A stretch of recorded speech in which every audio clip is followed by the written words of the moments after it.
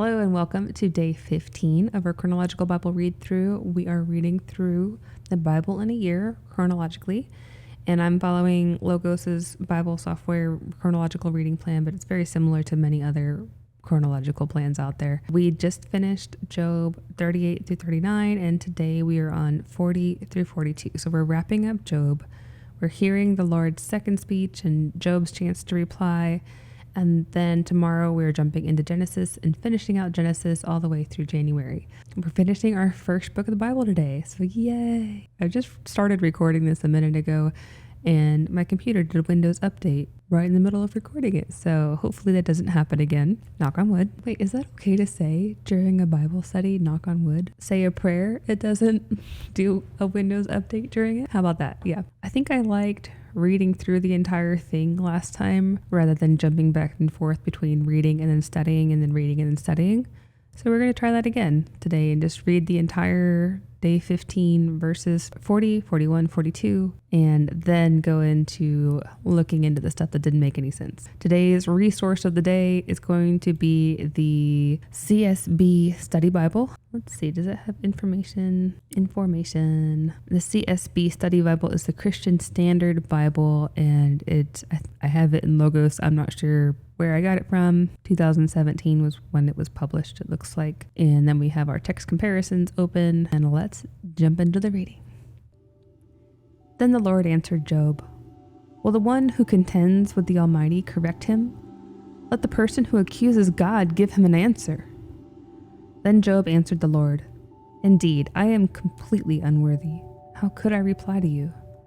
I put my hand over my mouth to silence myself. I have spoken once, but I cannot answer. Twice, but I will say no more." Then the Lord answered Job from the whirlwind, "Get ready for a difficult task like a man. I will question you, and you will inform me. Would you indeed annul my justice?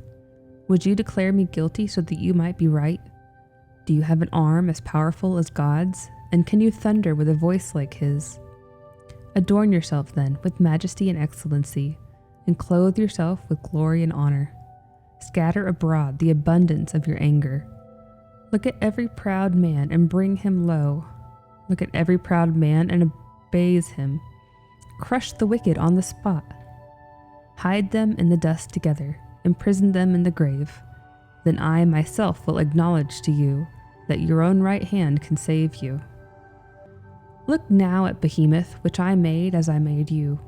It eats grass like the ox. Look at its strength in its loins, and its power in the muscles of its belly. It makes its tail stiff like a cedar. The sinews of its thighs are tightly wound. Its bones are tubes of bronze, its limbs like bars of iron. It ranks first among the works of God. The one who made it has furnished it with a sword. For the hills bring it food, where all the wild animals play. Under the lotus trees it lies, in the secrecy of the reeds in the marsh. The lotus trees conceal it in their shadow. The poplars by the stream conceal it. If the river rages, it is not disturbed. It is secure, though the Jordan should surge up to its mouth. Can anyone catch it by its eyes or pierce its nose with a snare? Can you pull in Leviathan with a hook and tie down its tongue with a rope? Can you put a cord through its nose or pierce its jaw with a hook? Will it make numerous supplications to you? Will it speak to you with tender words?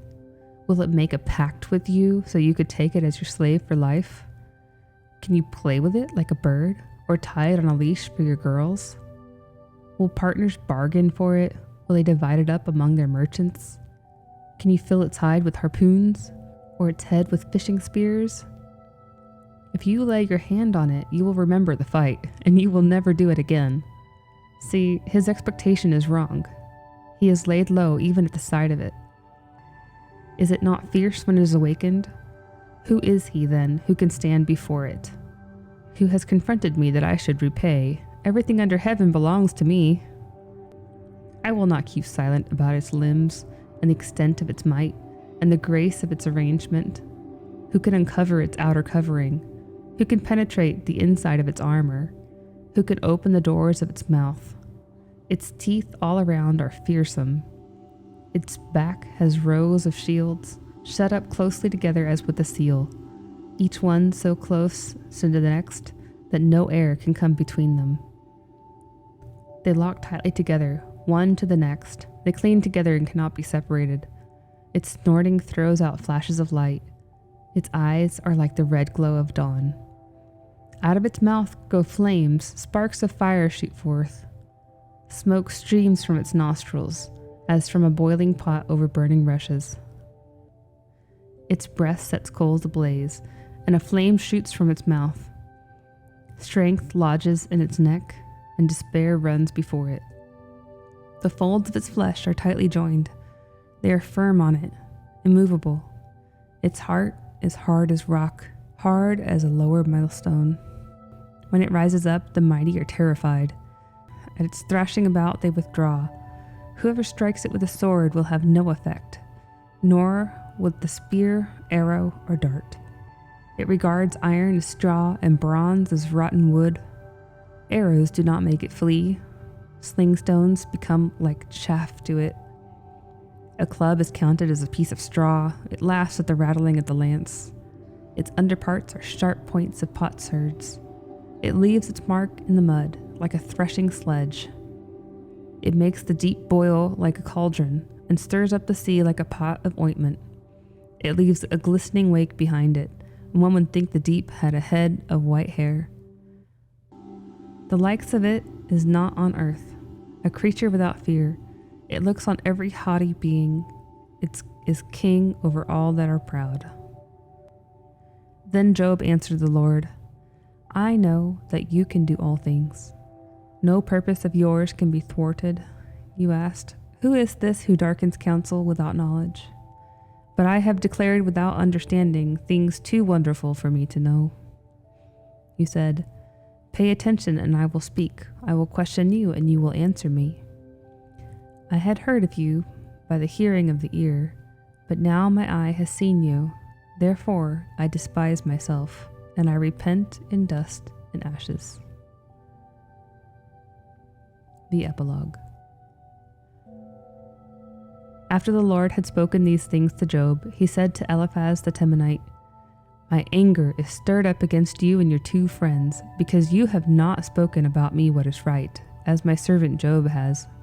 So now take 7 bulls and 7 rams, and go to my servant Job and offer a burnt offering for yourselves.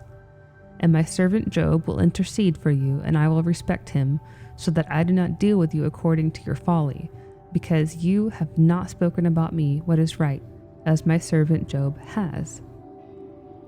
So they went to Eliphaz the Temanite, Bildad the Shuhite, and Zophar the Naamathite, and did just as the Lord had told them. And the Lord had respect for Job. So the Lord restored what Job had lost after he had prayed for his friends, and the Lord doubled all that had belonged to Job. So they came to him, all his brothers and sisters and all who had known him before, and they dined with him in his house. They comforted him and consoled him for all the trouble the Lord had brought on him, and each one gave him a piece of silver and a gold ring. So the Lord blessed the second part of Job's life more than the first. He had 14,000 sheep, 6,000 camels, 1,000 yoke of oxen, and 1,000 female donkeys. He also had 7 sons and 3 daughters. The first daughter he named Jemimah. The second Keziah, and the third Karen Hapuk. Nowhere in all the land could women be found who were as beautiful as Job's daughters, and their father granted them an inheritance alongside their brothers. After this, Job lived 140 years. He saw his children and their children to the 4th generation. And so Job died, old and full of days.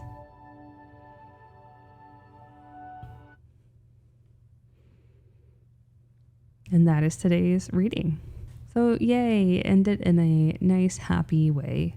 But let's go back and do some research as to what we just read, because there's some questions that I have. And this is kind of their response that I've been waiting to hear this entire long, this has been 10 days of Job. where we've been hearing all this back and forth, and you just wanted to hear, like, what is right? What does God have to say? And finally, we get this chapters here. Okay, so Job quickly went to saying, "You're right, I'm not worthy. How could I reply to you? I take it back. I don't want to go to court against you. We're good. I don't need to say anything more. This spoken once but cannot answer twice, but I will say no more." I'm guessing that just means I'm not going to say anything else. That's the way he said it.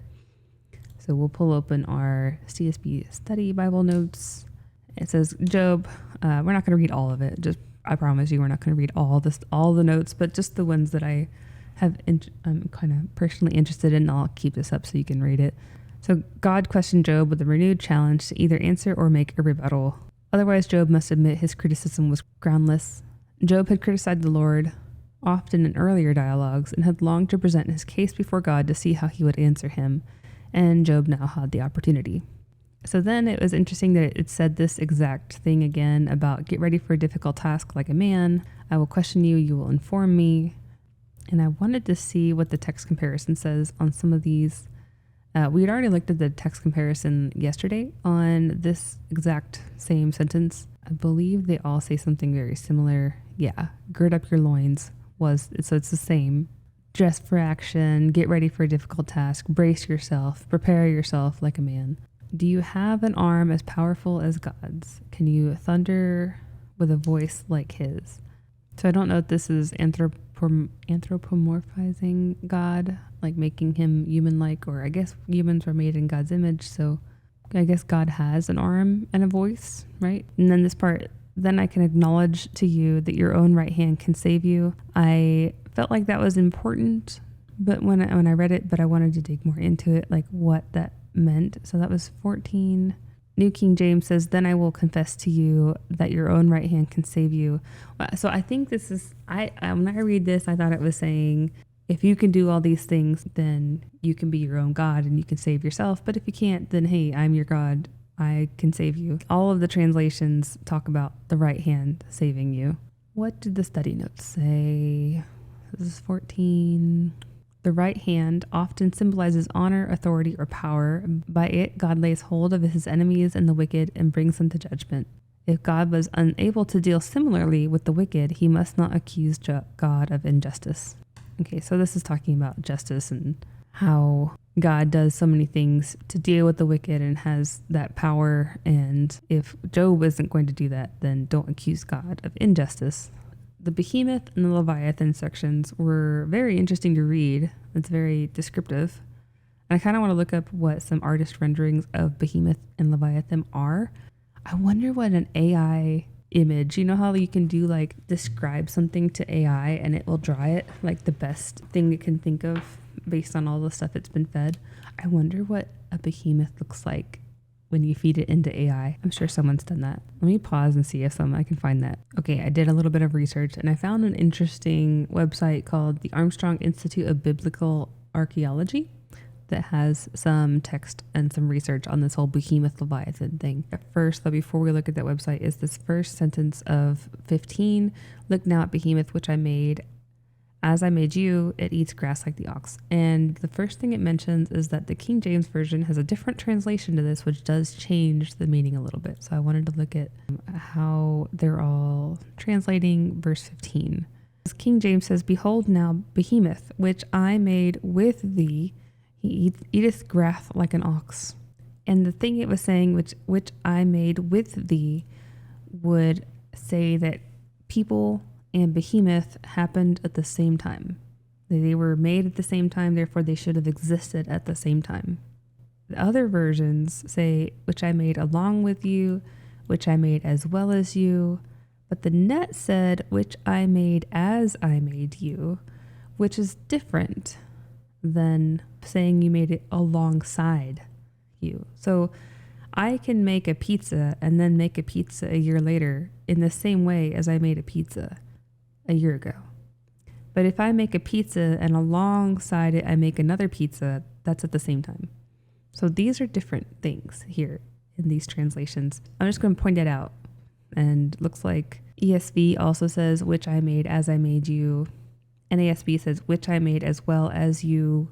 Let's see, which I made as well as you. Yeah, I mean, to me, NASB, ESV, and Annette all translate something more similar to I made you in the same way rather than I made you at the same time. It's really focusing in on this whole behemoth created with man thing. And the reason is trying to say, was this a dinosaur or was this, it was a massive animal and it was too big for people to kill. And it's describing something that kind of sounds like a dinosaur is what a lot of people point to. So was it a dinosaur? But there is no archaeological evidence showing that people and dinosaurs are ever found together. There was a massive extinction event, which some are quoted as saying it was the most dramatic and in many respects the most puzzling event in the history of life on Earth. There's young Earth, old Earth. We're not going to get into that. It says, additionally, the description of the behemoth in the book of Job doesn't really fit any of those in the dinosaurs that young Earth creationists put forth. So it's saying we haven't found any dinosaurs that look like the description of a behemoth, and also the whole not having human bones at the same time as dinosaur bones. But I mean, sounds like that depends on the translation that you're using on whether or not that's actually an issue. I have heard this thought before, that it was describing a hippopotamus. And it does sound like some people think it's a hippopotamus or an elephant or a crocodile because of the whole big mouth thing, or being so gigantic, one of the biggest animals, and liking being near water. The gaping mouth of the hippo provides a pretty compelling picture. There's two problems with this theory, and they all apply to elephants also. They have one issue with the tail, but the biggest one was that Verse 19 implies it was too big for people living during Job's day to kill. It's the ancient pictographs of Egyptians hunting hippos and crocodiles, and people have been domesticating elephants for work and warfare for thousands of years. Let's see, verse 19. Since we had a question about the translation, let's look at the translation there too. Verse 19 says, so the King James says, he is chief of the ways. He that made him can make his sword to approach unto him. That's not the same thing. So it said verse 19 implies that people can't kill it, but that's not what I'm reading. Okay, let's see. Translator, text critical note. Let the one who made him draw near with his sword. The sword is apparently a reference to the teeth or the tusks of the animals, which cuts vegetation like a sword. But the idea of a weapon is easier to see, and so the people who favor the mythological background see here a reference to God slaying the beast. There are again many suggestions on how to read the line. The Revised Version probably has the safest. He that made him has furnished him with his sword being reference to the sharp tusks which he can attack. Okay, all the different translations, and that was kind of how I read it too, was that the one who made it furnished it with a sword, like some type of horn or tusk or something that was sharp that looks like a sword. That was how I read it and interpreted it. If we read New King James, he is the first of the ways of God. Only he who made him can bring near his sword. So King James is definitely more talking about God's sword, and then more modern one, or not modern, we'll just say other translations are talking about that God gave him a sword. Yes, its maker can approach it with his sword. Let his maker bring near his sword. I don't know if anyone really knows what this is saying, apparently. But I definitely didn't imply that it was too big for people living during Job's day to kill. Okay, that's 2 strikes for this. Not strikes, questions. 2 questions for this website on interpretation of the Bible. Which is why we're reading it ourselves, right? This is why. I did not interpret that as saying it was too big to kill. It sounds like there was a giant hornless rhino that was found that was absolutely massive. Belushatan. But if we just talk about what we just talked about, having God provided it with a sword, then it seems like it would need a horn. So then a rhino kind of sounds more, and it kind of sounds like a rhinoceros to me. And it does point out that it did have a tail that was like a cedar in verse 17. We'll double check that. It makes its tail stiff like a cedar. The sinews of its thighs are tightly wound. I mean, stiff doesn't necessarily mean big. But there's another Arabic word that could be cognate, meaning arch or bend. This would give the idea of the tail swaying. The other reading seems to make better sense here. However, stiff presents a serious problem with the view that the animal is a hippopotamus. Yeah. So this is saying it had a stiff tail, but it also could mean an arched or bent tail, like a swaying tail. But that I don't know why you would say a tail is arched like a cedar.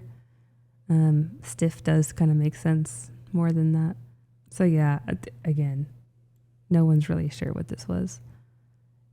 A big thing. It was a big thing. A big thing with a big tail and a big horn is what I'm gonna go for. That does kind of sound like a dinosaur. It does look like that could have been something before man was around, and the people writing this would have known about dinosaurs because I'm sure there were fossils there that people would have stumbled across like at some point too. It wasn't just modern people who found dinosaurs. And also this is supposed to be God talking. So anyway, so going on to, let's see, what study notes do we have on this? Only God would dare to face this creature alone. Cattle were the first of God's created land animals. Behemoth would represent the foremost of all. Since Job could not face Behemoth, he would have the power to enforce justice against the wicked. Job should entrust justice to the Lord, Behemoth's creator. So I guess that's putting the parallel to, hey, I made the biggest, baddest animal on the land, and then later on it says biggest, baddest animal in the sea. I can do the justice thing. You leave it to me. Because how are you going to, if these two things do something wrong, how are you going to punish them, right? No, you can't. Only I can. Leave it to me. This does say the Jordan may represent any river with a strong current. Is there a note there? Nope. Okay, on to Leviathan. I mean, this was like... the part where it talked about, can you play with it like a bird? You're tied on a leash for your girls. I thought that was kind of funny. Or will it speak to you with tender words? Again, the humor. Humor all the way back to God talking, right? Still funny today. Only God is powerful enough to train Leviathan. Leviathan cannot be captured and sold. It would be impossible for Job to face Leviathan alone with the usual hunting methods. Mostly, Job would collapse in fear at seeing him. Yeah, See, this type of poetry I have an easier time visualizing because it's very visual poetry, I guess.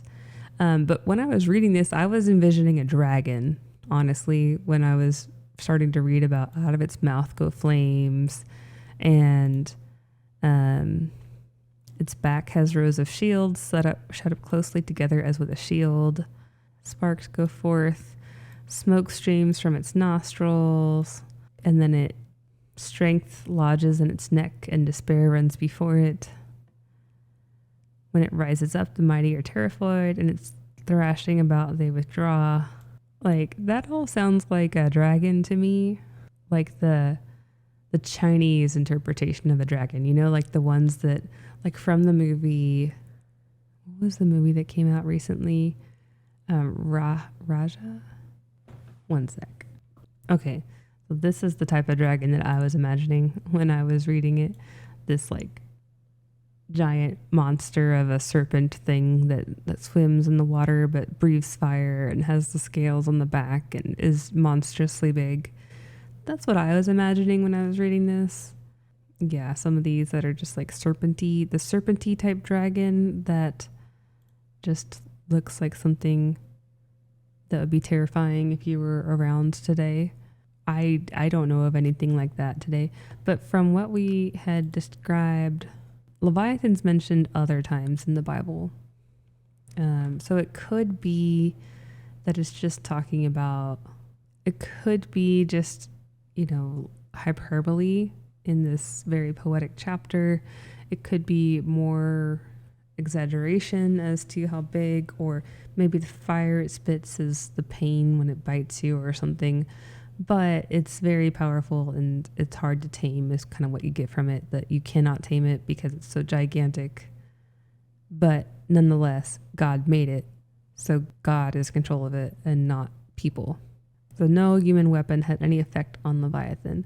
So maybe this was what the other people were talking about when they were the verses about Behemoth not being killable. Maybe they were getting mixed up with the Leviathan text saying that whoever strikes it with a sword will have no effect, nor will the spear, arrow, or dart.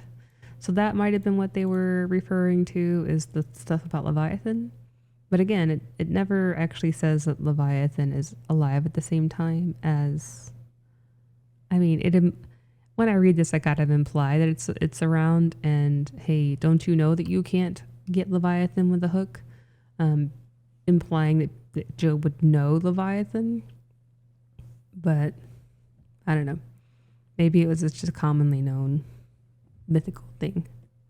Okay, and then after God speaks, Job answers the Lord and says, "You're right, I have no authority on any of this." And I mean, this has a really good response, in my opinion, on how to, I don't know what I would say if God approached me on anything, but this sounded like a good response.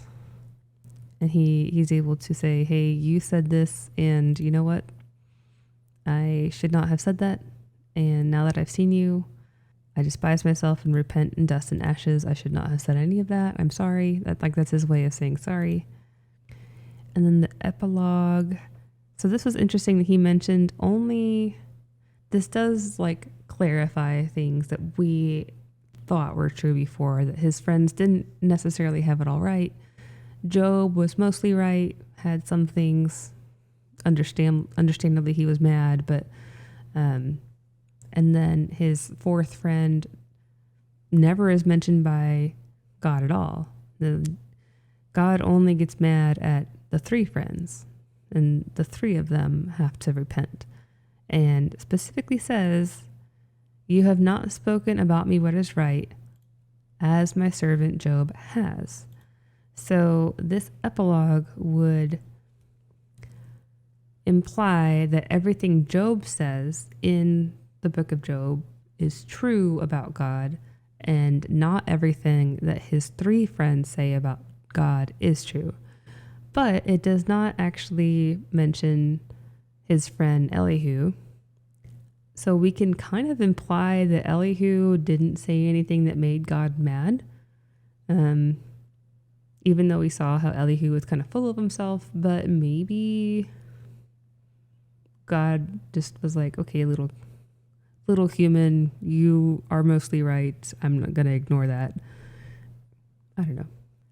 Job the Lord restored all Job had lost when he prayed with his friends, and doubled all he had belonged to Job.